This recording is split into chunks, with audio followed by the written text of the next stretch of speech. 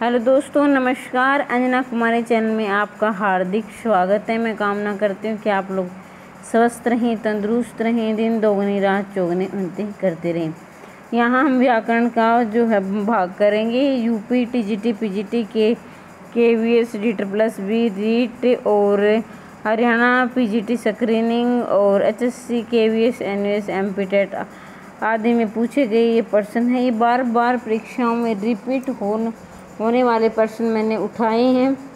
Exam की दृष्टि से बेहद महत्वपूर्ण है, क्योंकि एग्जामिनर पीछे वही आए हुए प्रश्नों को ही उठाता रहता है। तो इनको आप इग्नोर ना करें, इनको अवश्य याद करें। तो चलो इसकी शुरुआत करते हैं।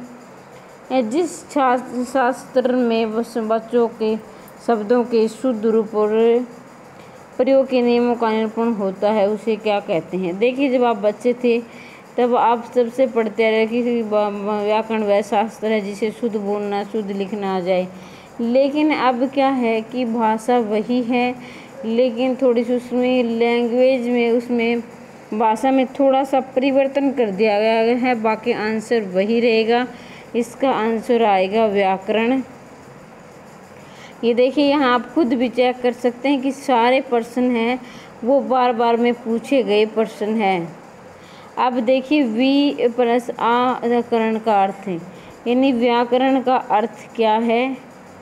व्याकरण का अर्थ पूछा गया विशेष रूप से आख्यान करना होता है। व्याकरण को किसी भाषा के लिखित बोलचाल के रूपों को यथार्थ समझाने का शास्त्र है, यानी किसी भाषा को जो लिखी गई भाषा उसको समझाने का और उसको शुद्ध नियमों का निरूपण होता है, जिसके द्वारा शुद्ध लिखा जाता है, शुद्ध बोला जाता है। यहाँ पे अब संज्ञा के क्वेश्चन आ रहे हैं, बार सारे इसमें शामिल किए गए हैं, हर टॉपिक से प्रश्न लिए गए हैं। आपका घर जिस घर में, उस शहर का नाम संज्ञा का कौन सा भेद सूचित करता है? देखिए, जिस शहर में आपका घर है। अब देखिए, अगर वैसे पूछ लिया जाए शहर, अगर ऐसे आ जाए शहर, तो शहर क्या होगा? जातिवाचक होगा। अगर हमने उसका नाम जैसे रख दिया दिल्ली, तो दिल्ली क्या होगा? यहाँ पर दिल्ली है, व्यक्तिवाचक संज्ञा हो जाएगा। यानी जिस शहर में आपका घर जिस शहर में, उस शहर का नाम संज्ञा कौन सा भेद है? व्यक्तिवाचक। समूहवाचक को आप सभी जानते हैं कि समूह में यानी दो से ज़्यादा या दो से ज़्यादा जो चीज़ें होती हैं वो समूह में आएंगी। भाव वो है जो हम महसूस करते हैं, वो भाववाचक संज्ञा होगी। अब देखिए, जिस शब्द से एक वस्तु या व्यक्ति का बोध हो उसे एक व्यक्ति या वस्तु का बोध हो उसे व्यक्तिवाचक संज्ञा कहते हैं। जैसे राम, गांधी, गंगा, काशी। राम गांधी कहने से एक व्यक्ति का, तथा गंगा कहने से एक नदी का, काशी कहने से एक शहर का बोध होता है। तो वहाँ पर जो है व्यक्तिवाचक संज्ञा होगी। अब देखिए, बड़े बड़ाई ना करे, बड़े न बोले बोल, रईमन हीरा कब कहे, लाख टके का मोल। ये रहीम द्वारा लिखित इन पंक्तियों में बड़े शब्द का प्रयोग जिस रूप में हुआ है वह है। अब यहाँ पर बड़े आया है, तो ये कि जिस शब्द में जिस रूप में वह क्या है? विशेषण है, संज्ञा है, सर्वनाम है, क्रिया विशेषण है। तो यहाँ देखिए, क्रिया विशेषण का मतलब होता है क्रिया की विशेषता बताना। तो यहाँ पर कोई भी क्रिया की विशेषता नहीं बता रही जा रही है। सर्वनाम वो होता है जो होता है संज्ञा की जगह प्रयुक्त होता है। जैसे मैं, वह, यह और तुम, आप, ये होते हैं सर्वनाम। और फिर है विशेषण, वो होते हैं जो संज्ञा सर्वनाम की विशेषता बताए जाते हैं। तो यहाँ पर जो है आपका आंसर हो जाएगा संज्ञा। संज्ञा इस बड़े आ रहा है, तो बड़े में क्या है? संज्ञा है। रहीम द्वारा लिखित उपयुक्त पंक्ति में बड़े शब्द का प्रयोग संज्ञा के रूप में हुआ है। जो संज्ञा सर्वनाम की विशेषता बताए उसे विशेषण कहते हैं। उपयुक्त पंक्ति में बड़ाई, बोल, बड़े शब्द की विशेषता बता रहे हैं, अतः विशेषण में और बड़े शब्द संज्ञा है।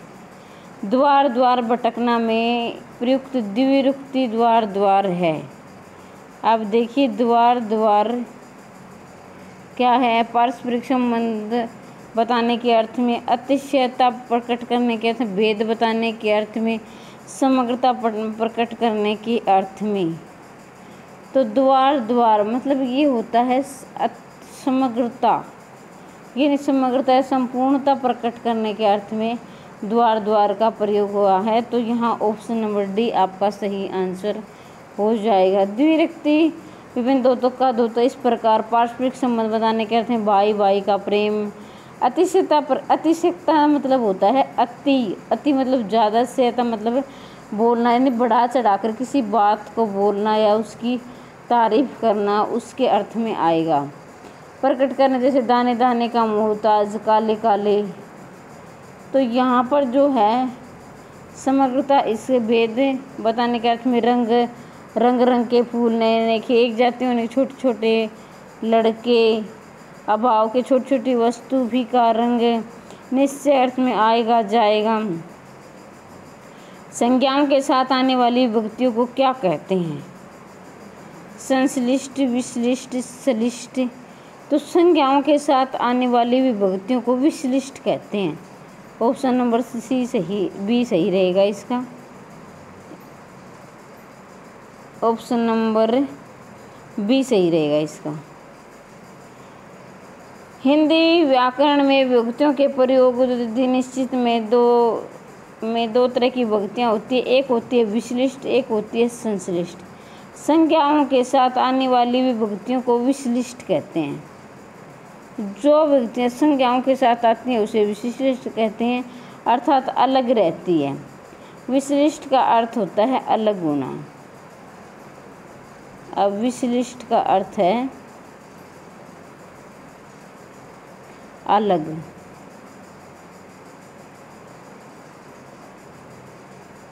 अलग होना, विशिष्ट का अर्थ होता है अलग रहना।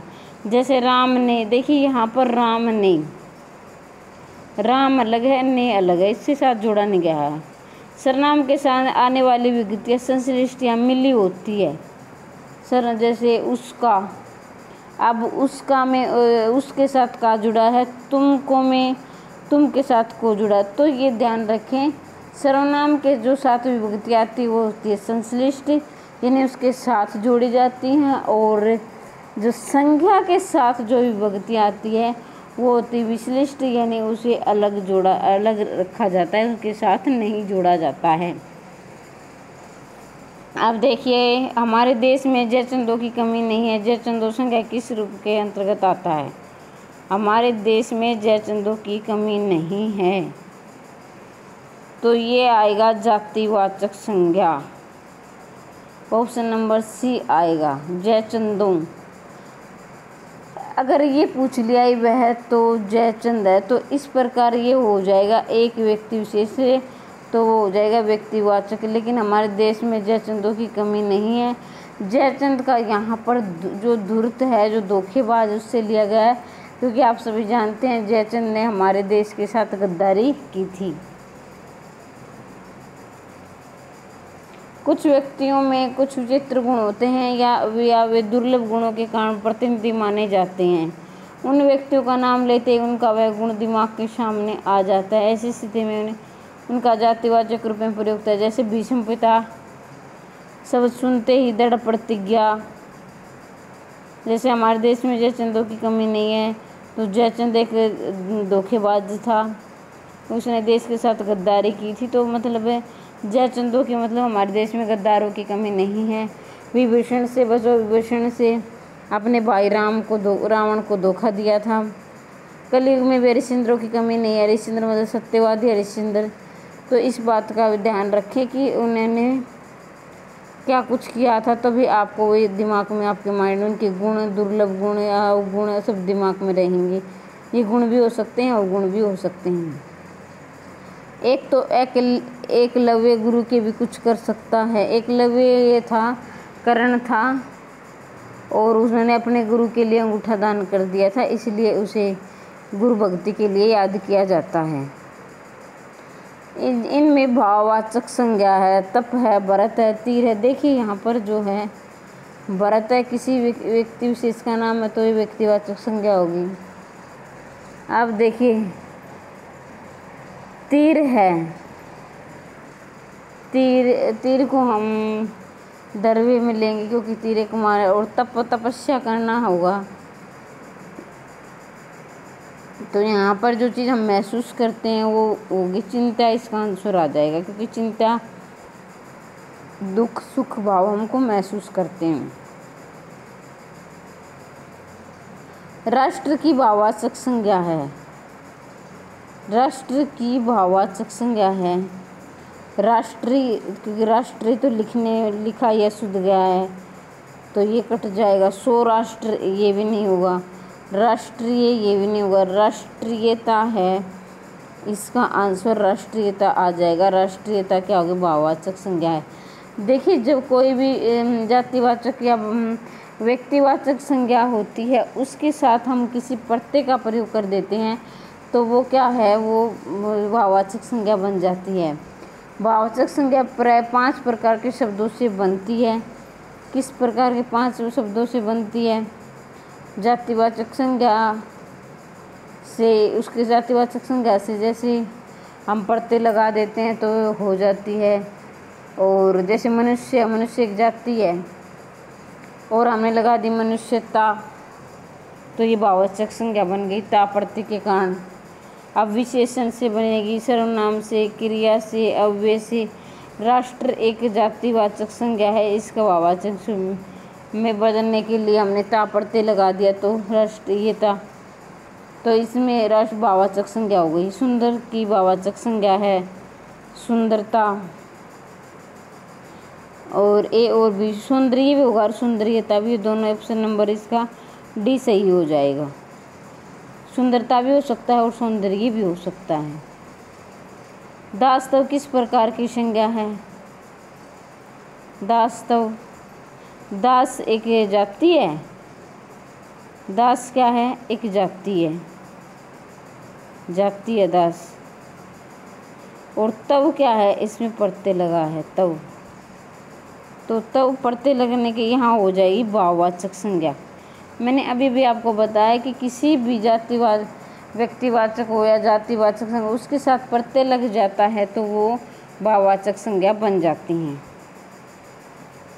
ये देखिए आप खुद भी देखिए, हर प्रश्न, एक भी प्रश्न ऐसा नहीं है जो पीछे एग्जाम में नहीं पूछा गया है, तो ये बेहद ही महत्वपूर्ण प्रश्न है।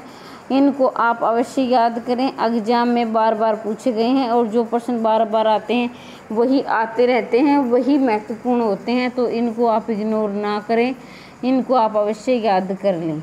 और इस प्रकार के अगर आपको प्रश्न चाहिए, ये प्रश्न आपको कैसे लगे तो कमेंट बॉक्स में कमेंट करके अवश्य लिखें, क्योंकि अगर आप नहीं लिखोगे तो मुझे पता नहीं चलेगा कि आपको पसंद आ रहे हैं या नहीं आ रहे हैं।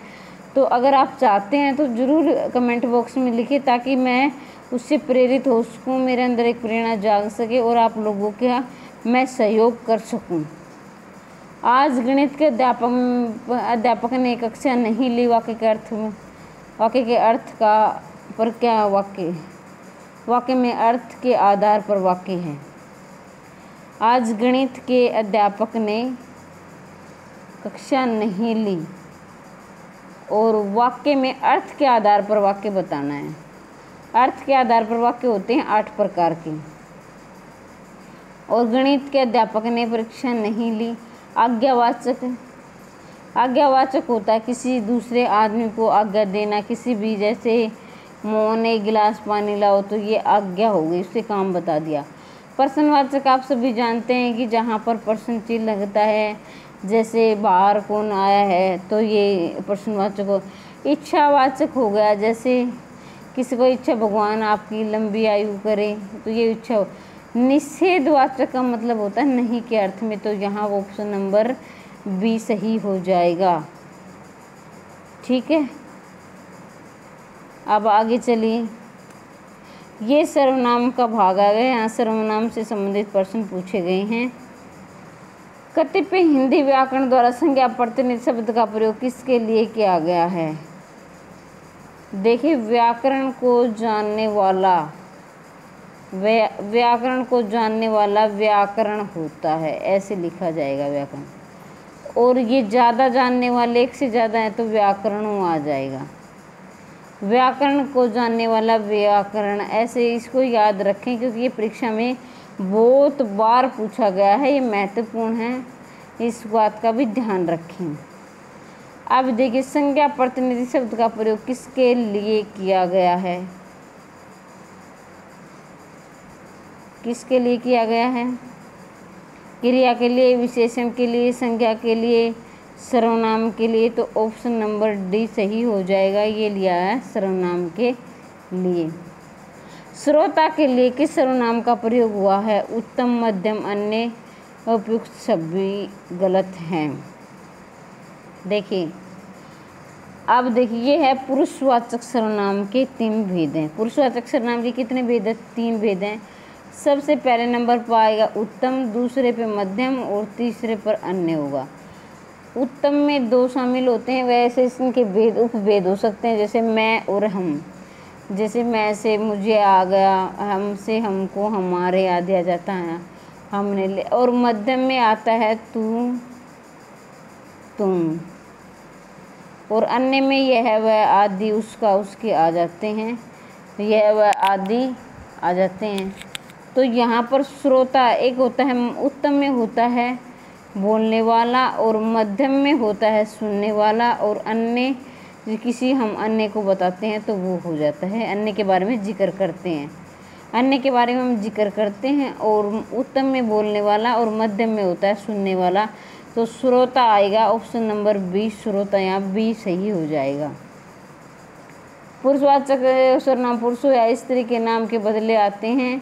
उत्तम पुरुष में लेखक या वक्ता आता है, मध्यम पुरुष में पाठक या श्रोता आता है, अन्य पुरुष में अन्य लोग आते हैं। जैसे 3 भेद हैं, मैं, हम, मुझको, मुझे, हमारा, तुम, तुझे, तुझको, तुम्हारा, वह, ये, इसका, उसका, ये मैं पहले आपको बता चुकी हूँ। कोई और कुछ का प्रयोग इनमें किस सर्वनाम के लिए किया जाता है? कोई और कुछ का प्रयोग किसके लिए किया जाता है? संबंध में होता है, किसी 2 वस्तु के बीच में संबंध बताना है, 2 मनुष्य के बीच में भी हो सकता है। निश्चय का मतलब होता है पूरी तरह निश्चयता, दृढ़ के साथ कि वो काम निश्चित ही है। निजवाचक में आता है जो अपने आप करने वाला, अपने स्वयं के लिए आएगा। और अनिश्चयवाचक में आएगा, ये ऑप्शन नंबर सी इसका सही, कोई और कुछ अनिश्चयवाचक में आता है।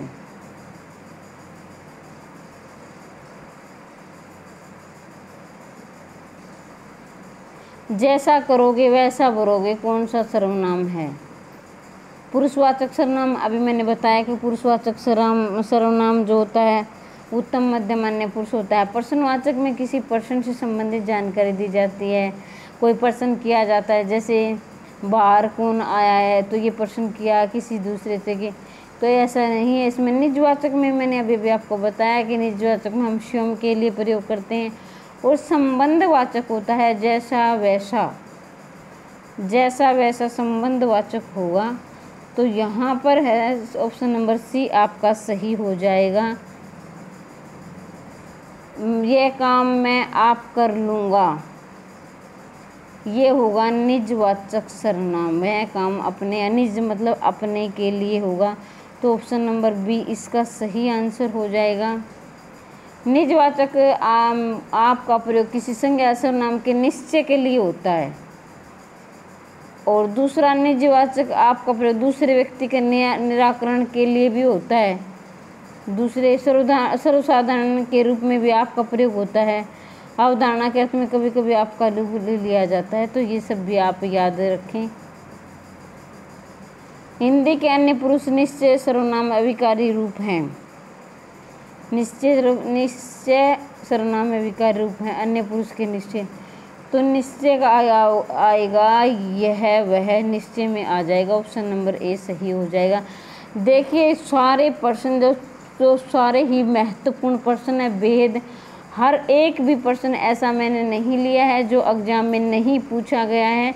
तो एग्जाम की दृष्टि से महत्वपूर्ण प्रश्न है। अगर आप इन प्रश्नों को रिवीजन करना चाहते हैं, याद करना चाहते हैं, इनका फ़ायदा उठाना चाहते हैं तो चैनल को सब्सक्राइब करें और कमेंट बॉक्स में लिखना ना भूलें कि आपको प्रश्न कैसे लग रहे हैं, क्योंकि अगर आप लिखोगे नहीं तो मैं ये सोचूंगी आपको पसंद नहीं आ रहे हैं।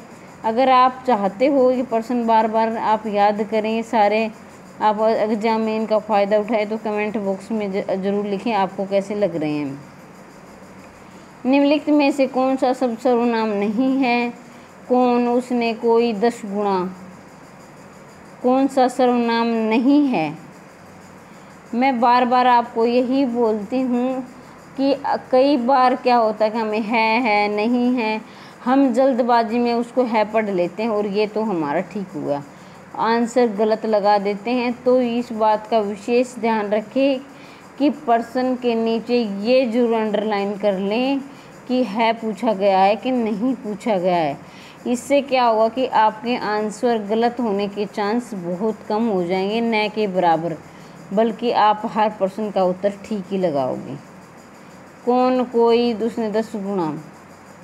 तो देखिए कौन भी है, कौन में सर्वनाम हो गया, जैसे प्रश्नवाचक हो गया, सर्वनाम नहीं है, नहीं है, सॉरी नहीं है पूछा गया, तो ये सारे सर्वनाम में होंगे तीनों के तीनों, और 10 गुणा है ये सर्वनाम में नहीं होगा। ऑप्शन नंबर डी इसका सही आंसर हो जाएगा। कहत, नटत, रिजत, खिलत, खिजत, मिलत, खलित, लजियात, भरे भूर में नैनन ही शो करे बात।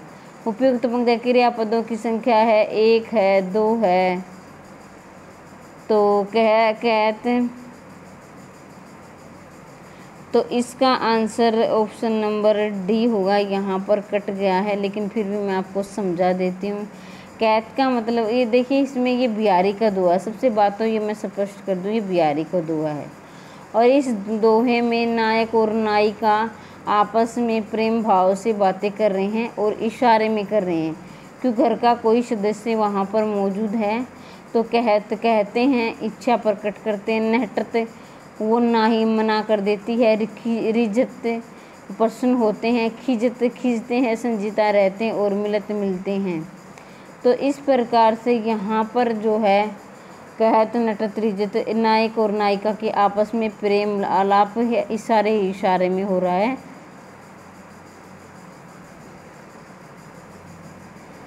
निम्नलिखित वाक्यों में से एक में संयुक्त क्रिया का प्रयोग नहीं हुआ है, फिर नहीं हुआ है पूछा गया है तो नहीं हुआ है।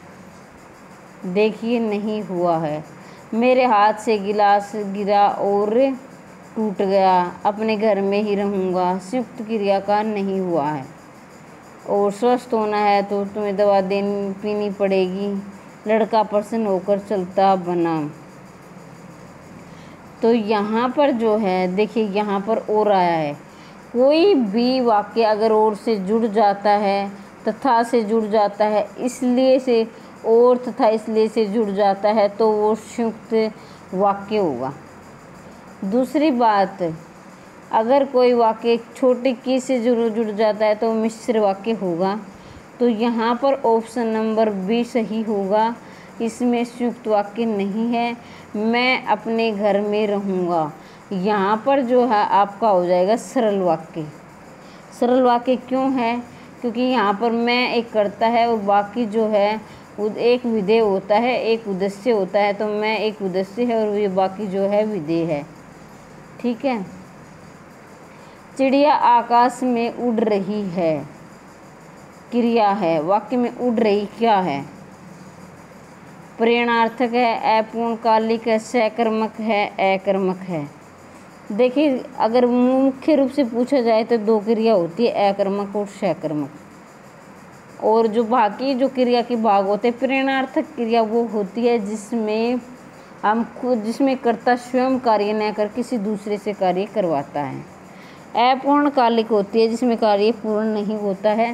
सकर्मक होते हैं जिसमें कर्म उपस्थित होता है। तो यहाँ पर जो है उड़ना अकर्मक क्रिया, उड़ना, सोना, जागना, चलना फिरना, ये सब क्या होती है? अकर्मक क्रियाएं होती हैं।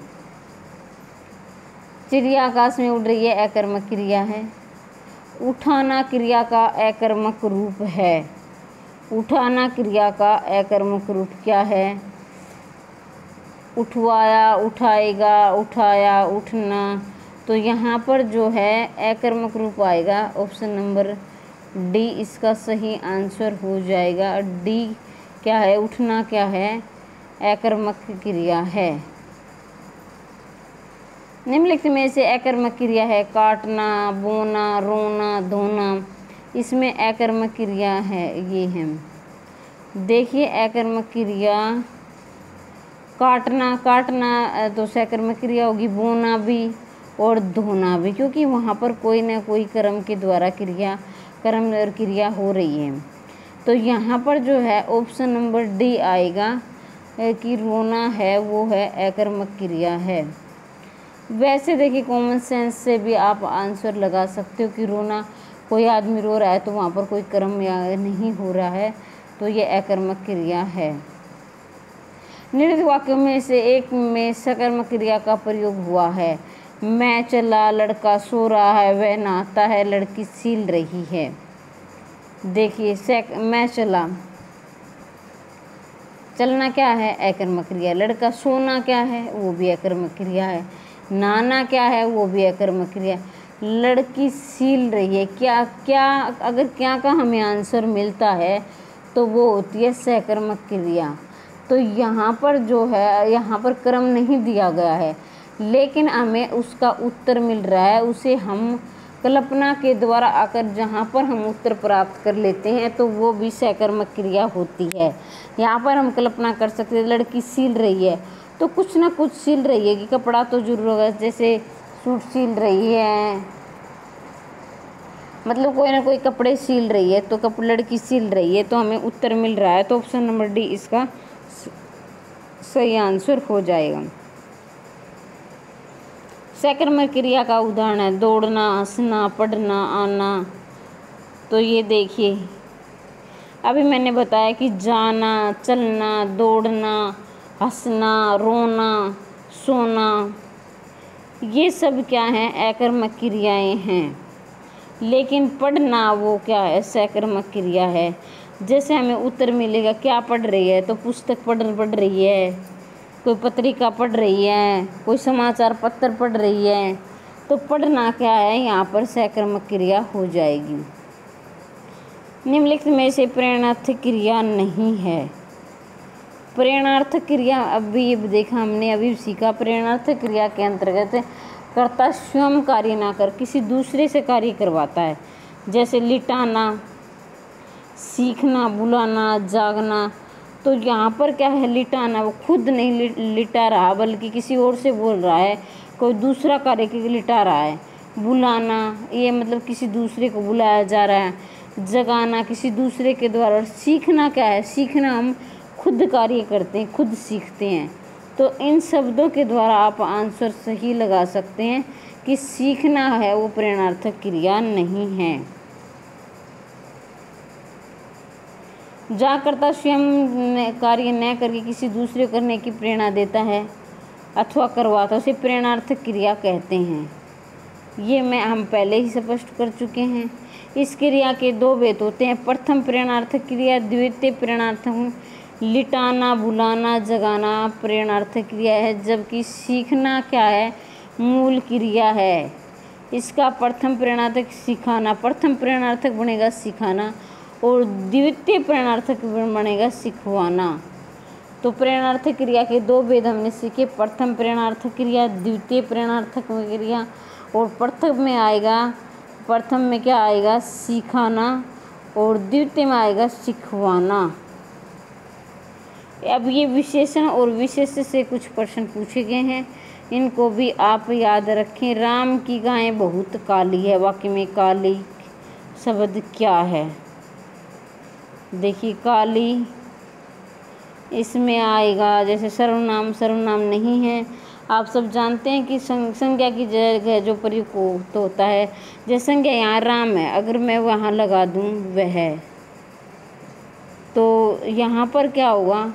ये राम एक संज्ञा है और वह क्या होगा? सर्वनाम है, तो वह होगा। तो क्रिया जहाँ पर कोई क्रिया की जा रही हो, आप सभी जानते हैं। विशेषण जो संज्ञा सर्वनाम की विशेषता बताते हैं, परविशेषण होते हैं जो या विशेषण की भी विशेषता बताए, यानी कि विशेषण की विशेषता बताए उसे परविशेषण कहते हैं। तो इसको हम ध्यानपूर्वक करेंगे। तो यहाँ पर ऑप्शन नंबर देखिए क्या सही होगा। राम की गाय बहुत काली है, तो काली क्या है, विशेषण है। गाय की विशेषता बताई जा रही है कि गाय काली है। अब देखिए बहुत क्या है, बहुत को भी हम ये परविशेषण है, क्योंकि ये काली की विशेषता बता रहा है कि ज़्यादा काली है, थोड़ी काली है, बहुत काली है, कम काली है। तो ये बहुत काली है, तो क्या है, ये परविशेषण है। तो यहाँ पर जो है अगर आपसे पूछ लिया जाता कि बहुत क्या है, तो आपका आंसर यहाँ पर बदल जाता, या विशेषण ना होकर परविशेषण हो जाता। लेकिन यहाँ पर क्या पूछा गया है कि काली शब्द में क्या है, तो काली में यहाँ पर विशेषण है। तो ऑप्शन नंबर सी सही रहेगा। अगर आपसे पूछ लिया जाता बहुत में क्या, बहुत क्या है, तो परविशेषण होता। इस बात को भी आप याद रखें। बाकी जो ऑप्शन दिए गए हैं उनको भी आप क्लियर करते हुए चलें। इससे क्या होगा कि हमारे एक पर्सन के साथ साथ 3-4 पर्सन और क्लियर हो जाएंगे।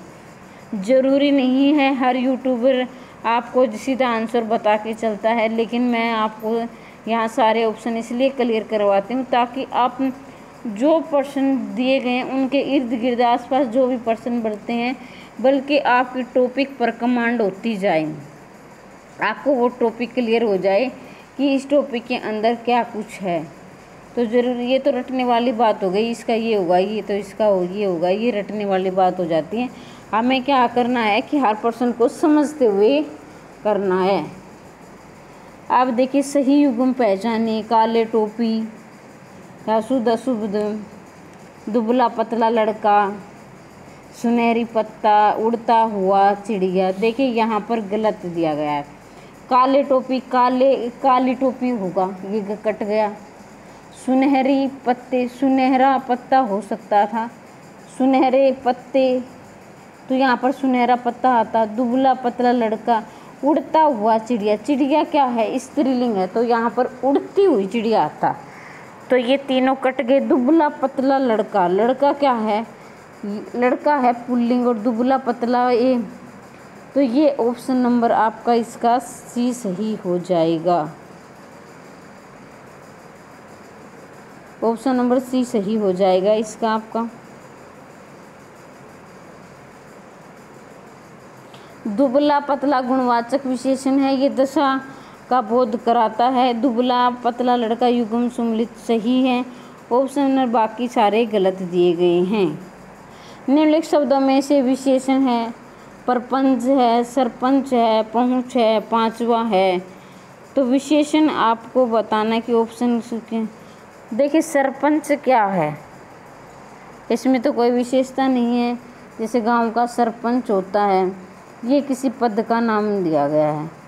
पहुँच क्या है, परपंच क्या है, तो विशेषण यहाँ पर जैसे गुणवाचक विशेषण, संख्यावाचक विशेषण आप सभी जानते हैं, निश्चयवाचक है ना, ये सारे विशेषण। तो विशेषण के क्या 4 भेद होते हैं।